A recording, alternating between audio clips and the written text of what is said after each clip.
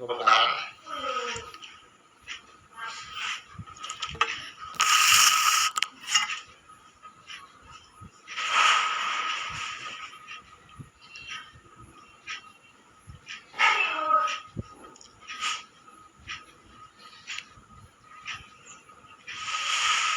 Kalian tuh sampai sebegitunya ini sama orang itu, jangan sampai sebegitunya lah, jangan sampai sebegitunya. Itu jadi hidup masing-masing. Ya intinya aja itu tadi, kalau bisa sama orang jangan sampai sebegitunya. Jadi mukanya jadi cepet tua duluan, begitu tua-tuain lagi.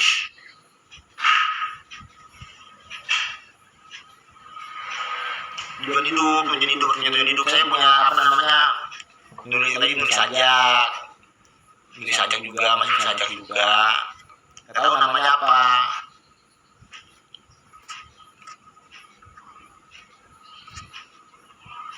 Orang lainnya mati.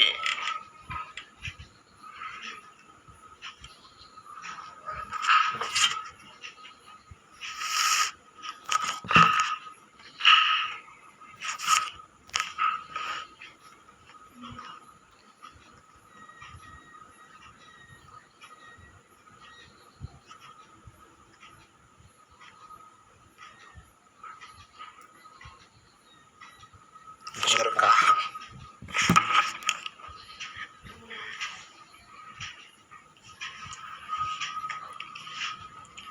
Saya nggak pernah pacaran, bilang saya sibuk bekerja, kedua saya punya tujuan hidup, kayak kalian.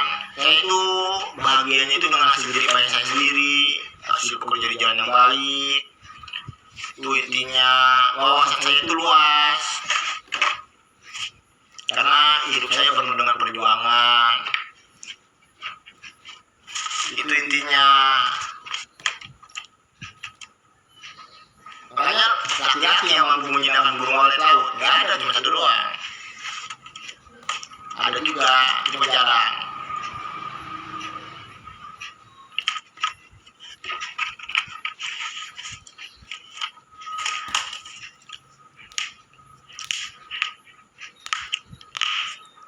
Kan gampang kan? Kalian semua cuma disuruh ngebawain duit sama saya, kasih uang saya langsung kepada saya, cuma itu doang. Gampang kan? Jadi lu jangan berdebat, cuma gitu doang. Itu aja kalian nggak bisa. Sekarang tanggal berapa nih? Tanggal 14 September tahun 2025. Saya masih belum megang uang saya. Ya kalau ketawa, makin senyum, makin cepat awet muda. Apalagi kalau punya tujuan hidup lebih, saya soalnya karakter sombong. Karakter yang dikejar-kejar dulu, karena punya keterampilan. Tapi saya nggak pernah minta orang lain. Saya kan juga jadi guru, cuma metode pendidikannya berbeda. 3 fase melihat dunia, fase mencari jati diri, fase menemukan jati diri. Fase melihat dunia harus belajar disiplin sama belajar membiasakan kebaikan. Di fase mencari jati diri harus mempunyai rasa takut sama belajar menemukan jati diri. Di fase ketiganya fase menemukan jati diri. Di fase mencari jati diri, di fase melihat dunia udah bisa dipukulnya menggunakan sabu lidi. Di fase mencari jati diri bisa ditonjok-tonjokin, bisa dicek-injekin, karena harus mempunyai rasa takut. Di fase mencari jati diri itu harus mempunyai rasa takut. Dididik di penjara sampai menemukan jati diri. Kalau belum menemukan jati dirinya jangan dilepasin di penjara. Kalau udah di penjara tuh sampai menemukan jati diri. Kalau belum menemukan jati diri jangan dilepasin. Kalau di fase mencari jati diri dilepasin. Hidup gua suka gua gitu kan. Jadi gitu kan. Dicari itu makanya. Ya makanya kalau nggak mau dipukul-pukulin, nggak mau ditonjok-tonjokin, nggak mau diinjek-injekin, jangan lakukan perbuatan yang melanggar hukum. Nanti dikasih pemahamannya di fase menemukan jati diri, jangan di fase mencari jati diri. Metode pendidikannya kayak begitu. Harus berani pukul orang, berani nonjok orang, berani injek-injekin orang. Kalau nggak mau dipukul-pukulin, nggak mau ditonjok-tonjokin, nggak mau diinjek-injekin, jangan lakukan perbuatan yang melanggar hukum. Nanti dikasih pemahamannya di fase menemukan jati diri. Di fase menemukan jati diri itu udah bisa ngebedain benar salahnya perbuatan, udah bisa memahami suatu pendidikan. Kalau di fase mencari jati diri baru baru bisa ngebedain benar salahnya perbuatan doang, belum bisa memahami suatu didikan. Makanya pas mau cari diri pojok-pojok aja, ditunjukin aja kalau lawan ngapain ribet-ribet. Itu intinya. Ya kalau mau ditonjok-tonjokin, nggak mau diinjek-injekin, jangan ngelakuin perbuatan yang melanggar hukum. Kalau udah ngelakuin perbuatan yang melanggar hukum, itu konsekuensinya. Nanti dikasih pemahamannya, dipasang menemukan jati diri. Di penjara enak aja dilepasin. Di penjara sampai menemukan jati diri. Kalau udah menemukan jati diri baru dilepasin. Kenapa? Karena di pas mencari jati diri itu masih dipaksa sok pinter-pinternya. Dibilangin lawan, ditonjok-tonjokin hidup-hidup gua, suka-suka gua pengen jadi nama. Dikubur banyak. Tawuran, preman, biasa. Jadi korban. Terus mamanya nyebutnya pemerintahan. Bener-bener ada salah apa di salahnya. Lu orang tuanya juga sama, ditumati aja. Ya makanya kalau sanggup bikin anak harus sanggup ngurus anak. Nanti dikasih pemahamannya, dipaksa menemukan jati diri, baru dikasih pemahaman. Itu baru namanya didikan. Cepat, sebentar, gak lama. Kan gampang kan? Gak mau dihukum, jangan ngelakuin perbuatan yang melanggar hukum. Gak mau ditonjok, gak mau diinjek-injekin, jangan ngelakuin perbuatan yang melanggar hukum. Kalau lu gak ngelakuin perbuatan yang melanggar hukum, ya berarti siap untuk ditonjok, untuk diinjekin sampai menemukan jati diri baru dilepasin. Kalau belum menemukan jati diri jangan dilepasin. Ya penjara cuma ada dua doang, penjara perempuan sama penjara laki-laki. Cuma saya ngeliat malaikat. Itu intinya. Ya kandungnya Pak Prabowo Subianto sama Ibu Sri Mulyani Indrawati. Perampok saya juga. Itu intinya. Cuman kalian disuruh memberitahukan, kalian memilih jalan yang salah. Jadi salah diri kalian sendiri. Itu intinya.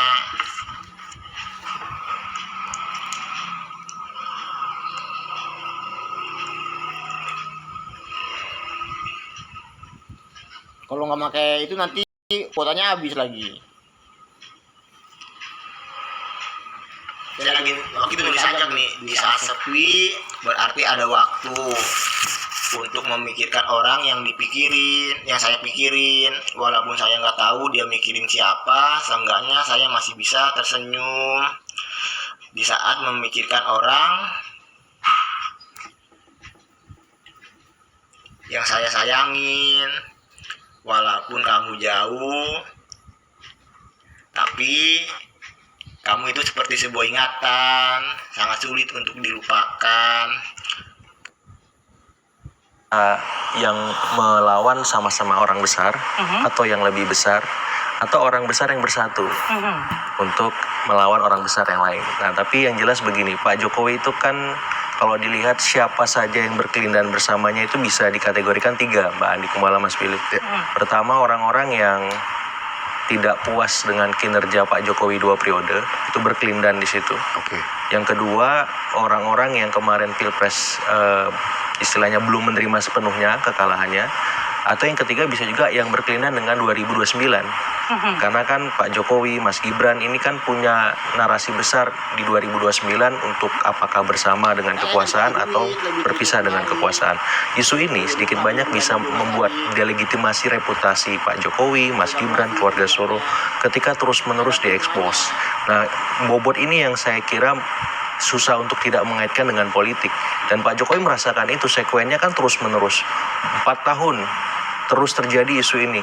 Dari ijazah, pemakzulan, terus ada kasus-kasus hukum lain yang berkelindahan. Nah, saya kira kalau tidak dalam tanda petik mazhabnya struktural, kalau tidak ada yang mengorkestrasi ini kan nggak mungkin terjadi terus-menerus dalam sekuen yang panjang itu. Kalau orang biasa susah, tapi juga kita nggak bisa menutup kemungkinan ini memang orang-orang yang tidak puas itu banyak. Ini orang-orang yang merasa kemarin 2024 istilahnya dirugikan juga banyak. Dan mereka melihat bahwa di 2029 ini nggak boleh terulang lagi pola-pola semacam itu. Nah, jadi kita bisa membuka ruang itu. Jadi ya secara struktural mungkin saja ada orang besar, tapi bisa juga kalau orang kecil ini bersatu bersama jadi orang besar juga. Dikit-dikit lama-lama jadi bukit. Indikasi yang paling kuat berarti itu orang-orang kecil yang bersatu kemudian menjadi besar atau seperti apa? Dalam situasi seperti sekarang sosiodemografi yang didominasi Gen Z milenial, sangat mungkin pola itu terjadi. Kenapa? Karena ya masyarakat sudah melek secara informasi, sudah terpapar dengan teknologi. Jadi kemungkinan-kemungkinan itu ada. Jadi cara melihatnya bukan hanya melihat struktur yang besar itu dalam politik kita seperti sekarang, tapi juga bisa orang-orang kecil ini punya kesamaan nasib, sama-sama dirugikan, sama-sama dikecewakan, bersatu bersama, akhirnya ngumpul nggak sengaja. Tapi kalau kata Mas Ade, artinya apakah orang-orang kecil yang bersatu ini mempunyai kekuatan untuk memobilisasi begitu ya? Artinya mungkin dari klien Mas Ya, Ahmad. kalau dalam nalar politik organik itu mereka bisa melakukan crowdfunding kan Mas, ngumpulin dana kecil-kecil lama-lama besar itu, dan itu banyak sekarang terjadi dalam politik kita, dalam sosial juga sering seperti itu. Jadi ada satu platform pengen bangun jembatan, dia cuma nyumbang 1.000, 5.000, lama-lama 1 miliar juga kalau yang ngumpulin di situ ada 100.000 orang misalnya. Maksudnya oke, ini ada orang besar, tapi jangan tutup peluang orang-orang kecil bersatu bersama untuk melakukan itu. Sehingga apa? Cara kita berpikir lebih lentur, lebih luas, dan lebih bijak. Sehingga ya kalau misalkan ini kasus hukum, ditangani dengan hukum.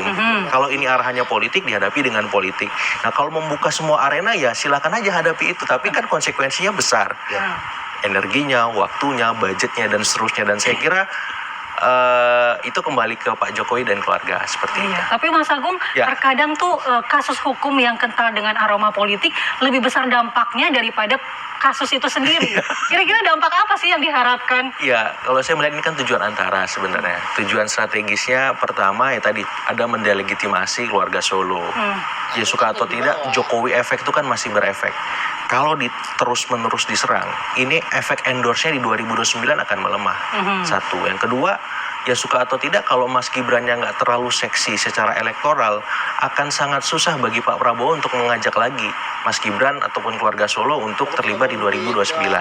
Apalagi secara historik belum pernah ada Wapres 2 kali diajak oleh presiden yang sama untuk maju dalam politik kita.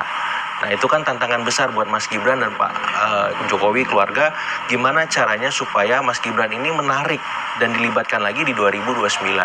Nah, yang ketiga yang memisahkan ya keluarga Solo dengan keluarga Hambalang, karena itu ujungnya supaya apa? Supaya ya tadi arahan untuk membuat delegitimasi Pak Jokowi, Mas Gibran dan keluarga Solo itu bisa tercipta, karena kalau terlalu dekat dengan Hambalang.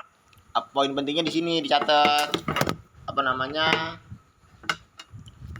keluarga Bapak Kimin, keluarganya Nur Hidayat, Nur Patoni, mentoknya Ibu Nur Aini itu punya keterampilan semua. Orang yang punya keterampilan ngapain kerja di jalan yang nggak baik. Poros-poros yang lain akan dirugikan. Ya apakah Cikeas, Tuku Umar, Ciganjur, Cendana, dan Lebak Bulus, dan seterusnya seperti itu. Oke, mungkin Mas Bang Ade bisa tanggapi ini. Jadi kalau saya melihat Bang Agung tadi menanggapi bahwa kemudian ini adalah political will ya, artinya ada sesuatu politik yang kemudian ini menggoreng dari 4 tahun yang lalu hingga saat ini. Saya rasa kalau kita berpikir bahwa ini bagi misalkan kalau saja ada yang membackup nih, ya kan? Ya saya cuma memberikan pesan politik saja bahwa jangan masuk ke ranah hukum, tetapi kalau Anda pengen berkontestasi di 2009 nanti, ya dah, marilah kita berkontestasi secara sehat. Bahwa kemudian mengungkap sesuatu yang tidak pasti seperti jasa palsu, kalau menurut Profesor Jimli, bahwa itu norak, udah nggak zaman gitu loh. Nah saat ini political populis, ya, itu bisa meraup suara nantinya di 2029. Tapi bisa saja ini kan sebentar, mata dua begitu Mas. Ya, tetapi saya memperhatikan bahwa politik populis ini tidak dilakukan oleh semua jargon atau semua orang-orang besar yang dikatakan tadi Mas Agung gitu loh. Jargon ini justru saya memperhatikan ada alergi untuk politik populis. Nah ini yang saya sayangkan gitu loh. Kalau memang kita mau melihat rakyat kita, karena apa yang dilakukan Pak Insinyur Joko Widodo dari dia mulai kontestasi, bahwa sentuhan langsung kepada rakyat, ya itu dirasakan betul dari 58% tadi. Bahkan di 2000 berapa itu Trace Politik melihat bahwa ada pemenangan itu di 74, sekian persen kan. Nah inilah yang saya katakan, marilah kita berpolitik kalau ini memang mau dilakukan secara politik, tapi tidak justru menjatuhkan untuk mengganjal calon-calon lain, karena kami tahu bahwa memang Mas Gibran saat ini adalah representasi dari kaum Gen Z gitu loh. Nah itu yang saya perhatikan gitu loh. Sehingga kalau memang mau berpolitik ya silakan monggo, tetapi jangan juga berdampak hukum ya Mas Ade.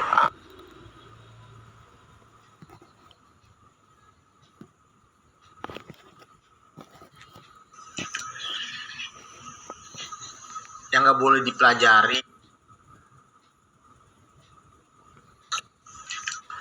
makanya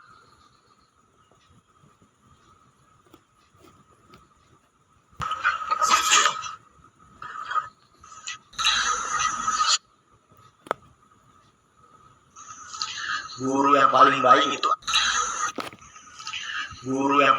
itu Al-Quran. Contohnya nih, siapa guru kamu? Al-Quran.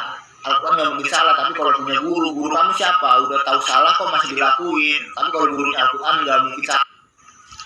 Guru yang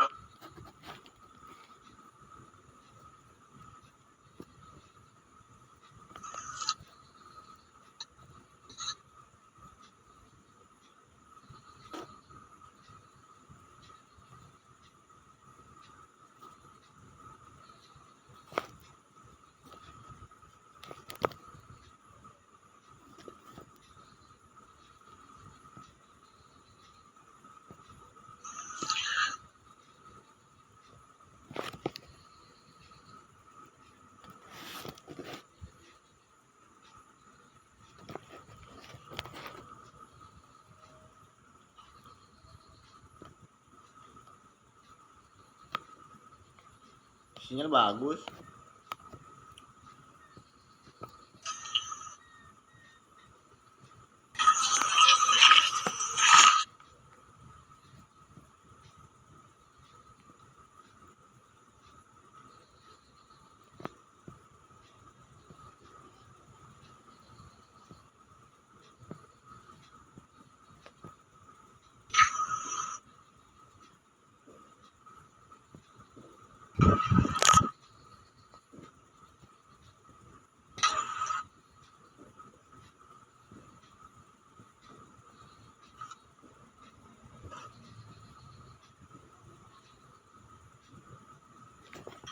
Makanya surah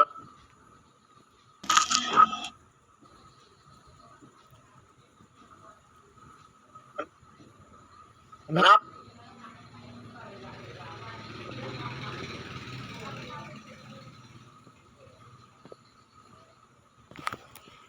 Punya revolusi mental itu dengan agama, pendidikan agama.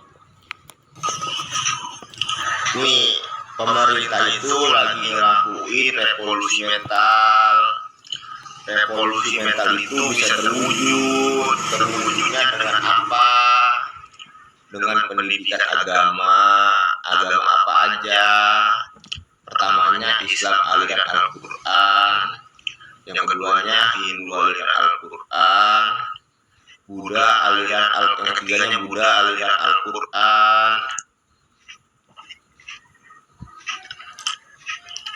Contoh gampangnya bagaimana nih? Tadinya bapaknya preman, mamanya preman, punya anak, disekolahin Islam aliran Al-Quran. Terus anaknya punya anak lagi, disekolahin agama Islam aliran Al-Quran. Terus anaknya punya anak lagi, disekolahin agama Islam aliran Al-Quran. Yang tadinya gak punya adab, nggak punya sopan santun, jadi punya adab, jadi punya sopan santun.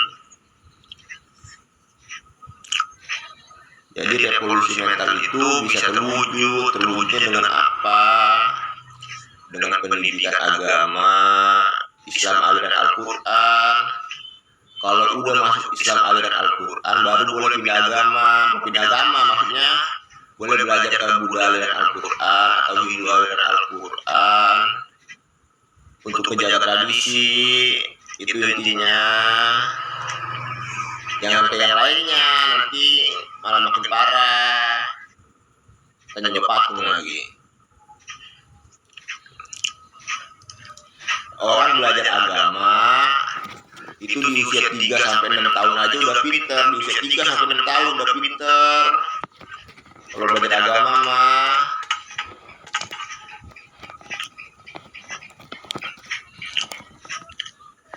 kalau orang tua mah jaga kelakuan aja biar nanti anaknya yang ngelurusin cita-citanya. Nah, kadang orang pada ngongot mukanya kayak itu, kayak preman, dia panggilin preman beneran takut. Itu jadi muka juga berpengaruh. Itu intinya.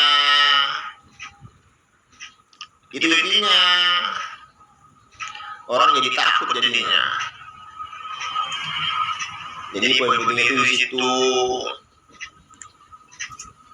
Yang nggak boleh dipelajari dalam semua ajaran agama cuma teori, politik, sama siasat, cuma itu doang. Saya itu sendirian, mereka itu hanya ngaku-ngakuin doang, makanya yang ngaku-ngakuin asal bakuk-bakuk aja. Kan monggo tetapi jangan juga berdampak hukum. Gitu Ahmad. Apa itu? Ya, nasihat dari pendukung Jokowi itu saya arahkan pertama didengarkan juga oleh saudara Jokowi. Karena kalau statement hukum nanti tidak benar bisa berdampak gitu loh. Kalau saya lihat memang ini statementnya memang politik murni karena dia sebut ada orang besar atau ada backingan, itu bukan statement hukum. Tapi kalau ini diteruskan bisa berdampak hukum. Karena itu saran saya kepada saudara Jokowi fokus saja menghadapi laporannya yang sudah ada di Polda Metro Jaya. Itu satu. Yang kedua, saya meluruskan Mas Agung. Jadi memang kita tidak bisa ya egosentris menilai orang lain seperti asumsi kita. Misalnya masalah sumbangan dan sebagainya. Saya ingin tegaskan sejak awal kami menangani Roy Studio itu bahkan secara tegas melarang mengedarkan rekening donasi karena kita tidak mau ada fitnah. Yang kedua, kalau diedarkan rekening donasi ya, sistem perbankan kita itu hanya memberikan fasilitas persetujuan untuk mengirim, bukan untuk menerima. Kalau orang ngirim ke transfer nomor rekening nggak bisa kita tolak sehingga nanti duit dari narkoba, dari korupsi, kenal kita TPPU kacau gitu loh. Makanya nggak ada ini namanya perpadi bahwa di antara kami mengeluarkan anggaran, iya saya mengeluarkan bensin, bayar itu, iya, tapi tidak kemudian dianggap itu ada orang besar. Tapi kalau nanti di balik ini ada orang besar yang memang menjadi seru politik Jokowi memanfaatkan situasi ini, ya silakan itu urusan mereka. Jangan kemudian digebiak uang, digeneralisir. Kita kemudian kena getah dari statement saudara Jokowi Widodo. Satu hal lagi, sebenarnya kalau persoalan ini kemudian dibawa di 1365 KUH Perdata dengan mengatakan bahwa ada perbuatan melawan hukum, nah karena itu mekanisme hukumnya demikian dan pengadilan menerima loh perkara ini, kecuali pengadilan menolak, terus yang ngeyel, pengen terus mendebat saudara Jokowi Widodo terkait keabsahannya, ya itu kan berarti yang salah adalah orang yang ngeyel. Pengadilan menerima ada nomor perkaranya. Sebenarnya kalau ingin ini sederhana dan tidak berdampak luas, ya saudara Jokowi tunjukkan jasa. Oke, tunjukkan jasa. Sebelum ke Mas Agung, saya mau ke Mas Ade mungkin ada sedikit tanggapannya. Mas Kosi mengatakan bahwa jangan sampai iklan Mas. Kalaupun nanti ya, ada yang masuk ke dalam mengorkestrasi atau memanfaatkan momentum ini, itu sah-sah saja kan? Kan begitu tuh. Nah, ini jangan sampai jadi. Maksud saya itu urusan yang lain, jangan digeneralisir loh. Kita sedang berjuang kuat-kuatan melawan masalah ini, kok digeneralisir ada backingan? Kan kita jadi kok sedih sekali kita sebagai bagian anak bangsa ingin membersihkan legasi negeri dari tuduhan pernah. Jadi poin pentingnya aja tuh, ini itu hanya bukti aja. Lama kurungan di neraka jahanam itu tergantung kejujuran. Yang kayak begini itu nggak ada manfaatnya. Jadi poin pentingnya Udah, ngapain disiarin? Maksudnya pengeksekusiannya baru disiarin, maksudnya seperti itu. Itu intinya.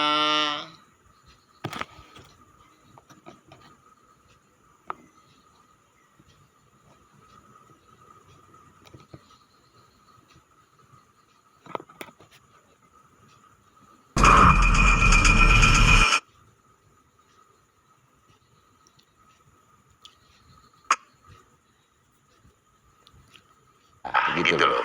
Oke. Itu juga berarti di tengah jalan tidak masuk pokok perkara. Berarti memang problemnya adalah di Jadi poin pentingnya aja, ini tuh nggak ada persandiwaraan, nggak ada acting-actingan. Pembunuhan aja ada yang dihukum mati, sedangkan fitnah lebih kejam dari pembunuhan. Saya bertanya, berbohong menimbulkan fitnah apa enggak? Jawab dengan jujur. Berbohong menimbulkan fitnah apa enggak? Udah jelas menimbulkan fitnah. Berarti pembunuhan aja ada yang dihukum mati, sedangkan fitnah lebih kejam dari pembunuhan. Apalagi sudah sampai masuk ke televisi, berarti ingin merendahkan bangsa Indonesia. Udah ingin merendahkan bangsa Indonesia lagi, kalian sampai sebegitunya ingin merendahkan orang lain. Makanya asal tembak peluru ke udara aja, asal tembak rudal aja, rudal antar benua, asal tembak aja. Kalian membayar dengan lama kurungan sama penderitaan, waktu yang terbuang sia-sia, dan lain sebagainya, karena ada sebabnya, jadi enggak dosa. Kecuali enggak ada sebabnya baru dosa. Jadi poin pentingnya, berbohong menimbulkan fitnah. Udah, kematiannya terserah mau diapain aja. Untuk latihan penyiksaan, pasukan-pasukan khusus untuk mendapatkan informasi. Katanya pengen jadi pasukan khusus untuk menggali informasi, harus berani menyiksa beneran. Ini nggak ada bercandaan. Mereka kalau didiemin kelakuannya seperti binatang. Jadi poin pentingnya, penyiksaannya disiarin secara langsung. Jangan ada yang ditutup-tutupin. Anak di usia 7 tahun ke atas itu udah bisa ngebedain bener salahnya perbuatan. Nggak apa-apa kalau nggak mau dihukum. Jangan melakukan perbuatan yang melanggar hukum. Itu juga sebagai contoh dan pelajaran bagi anak-anak. Itu intinya. Sekarang tanggal Minggu 14 September tahun 2025. Hari ini juga disiarin secara langsung. Jangan sampai enggak. Ada yang ngancem. Yang ngancemnya yang mana? Tulis aja pakai kertas, sama pulpen ditulis, disiarin di televisi. Baru disumpah semuanya dengan Al-Quran. Jadi nggak menimbulkan fitnah. Itu intinya. Tali bisa jadi ular, semut bisa jadi manusia, pisau bisa jadi pistol. Takut. Di mana yang takutnya? Mengaku-ngakuin segala sesuatu wajib mati karena menimbulkan fitnah. Pemimpin pasukan Garuda, pemimpin pasukan ikan pari yang ada tompelnya, yang memimpin yang di atas langit sampai di dasar laut. Jadi jangan pada so pinter, apalagi ingin ngerendahin bangsa Indonesia. Semua yang ada di dunia itu punya bangsa Indonesia. Lubang hitam aja punya bangsa Indonesia. Kalian berani banget. Jadi ini semua hanya untuk bukti di neraka jahanam. Jangan kalian memohon ampun atau teriak-teriak sedikit pun. Kan disumpah dengan Al-Quran. Jadi nggak usah takut, langsung dibuktiin dengan kematian. Bahkan nih di saat saya lagi ngomong aja, mereka bermain-main dengan ilmu hitam. Bermain ilmu hitam menimbulkan fitnah apa enggak? Udah jelas menimbulkan fitnah. Segala sesuatu yang menimbulkan fitnah, apa hukumannya? Wajib mati. Itu intinya.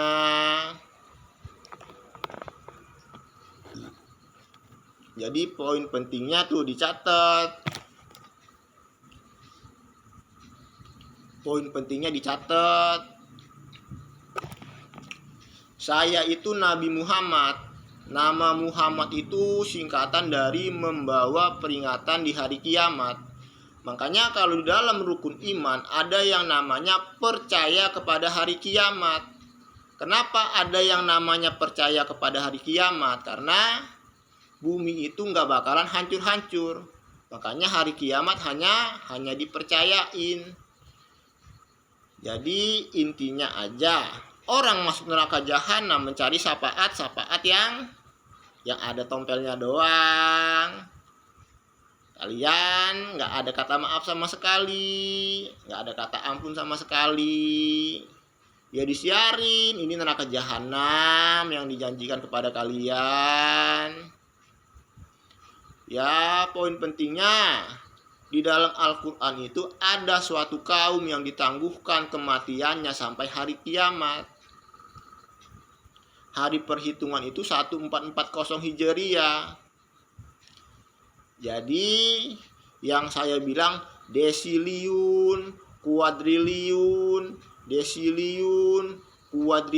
tahun, lama kurungan, sama penderitaan. Itu bukan bercandaan, itu kenyataan semua. Itu berlaku bagi kalian. Jangan coba-coba untuk bernapas, apalagi makan sama minum. Kalau memaksa untuk makan, minum, atau bernapas, itu semua dikonversikan dengan lama kurungan sama penderitaan. Itu intinya. Makanya ini juga untuk bukti juga sinyal naik turun dipermainin oleh mereka, bisa disumpah sama Al-Quran. Jadi poin pentingnya dicatat, poin pentingnya. Revolusi mental itu cuma sebentar doang. Bokap sama nyokap itu mengutus saya untuk melurusin semua ajaran agamanya dan menciptakan kesetaraan atau kesamaan kepada seluruh dunia. Yang tadinya sebentar jadi lama karena kelakuan kalian. Jadi jangan teriak-teriak sedikit pun. Apalagi ngemis-ngemis, mohon ampun dan lain sebagainya. Makanya banyak-banyak bilang alhamdulillah alamin. Yang dikasih kepercayaannya kayak saya orangnya. Gak usah takut dihianat sama saya, itu gak usah takut. Saya itu dipercaya sama Al-Quran. Udah jelas omongannya bisa dipegang, kelakuannya bisa dipegang. Amal perbuatan semasa hidup di tahun 2018 ke bawah atau tahun 2021 ke bawah, itu bisa ditanya juga di saat saya bekerja di tengah lautan. Di Transit 6, nama kapalnya banyak. Ada namanya kapal KM Sugi Abadi Jaya, KM Nusantara Indah 7, KM Samindo 01, KM Hanover, KM Samudra Permai, KM Beda Bos Bintang Mas Karisma. Itu semua bisa ditanya sama kapalnya, sama lautnya, sama udaranya. Terus kalian ingin memfitnah tentang narkoba, itu juga bisa ditanya. bisa ditanya sama rumahnya, sama alamnya, sama kendaraannya, sama udaranya, bisa ditanya semuanya. Jadi jangan takut sedikit pun. Ya itu intinya. Kenapa? Nih di tahun berapa nih? Sekarang kan tahun 2025. Dari tahun 2018 ke atas itu bukti dari kebesaran Tuhan seluruh alam, dari bukti dari bokap sama nyokap itu semakin nyata. Jadi yang dikasih kepercayaannya kayak begini orangnya. Mau nggak percayanya di mana, mau takutnya di mana. Orang yang ngebunuh orang yang nggak bersalah, yang mati yang ngebunuhnya. Jadi jangan takut sedikit pun. Kenapa? Karena ini anak kandungnya Tuhan seluruh alam yang ngomong. Orang yang udah pernah ketemu sama saya, benar apa enggak membawa bukti yang nyata? Benar apa enggak? Wujud Tuhan yang ada tompelnya. Pernah dengar itu enggak? Pernah ketemu sama saya enggak? Pernah apa enggak? Jadi poin pentingnya, makanya kalau ada orang yang ngejelekin saya, yang enggak terima itu yang gaib. Kenapa? Karena saya paham agama, meskipun nggak berpendidikan, tapi saya paham agama, mempunyai tujuan hidup. Nggak seperti kalian. Jadi orang yang bego, orang yang tolol itu orang yang bersumpah, berkata bohong, bawa-bawa Al-Quran. Di akhirat lagi. Rasa takut kalian di mana? Ya nggak ada sama sekali. Jadi poin pentingnya udah nggak usah dimanusiain sedikit pun. Udah itu intinya. Makanya tuh dilihat, ini kan secara langsung jam 20.07 atau jam 8:07. Dilihat tangan kirinya tulisannya IRY, artinya Indonesia Raya. Makanya yang punya kerajaan yang di timur sama kerajaan yang di barat. Tangan kanannya tulisannya NW, artinya Nua. Dewa Krishna saya juga.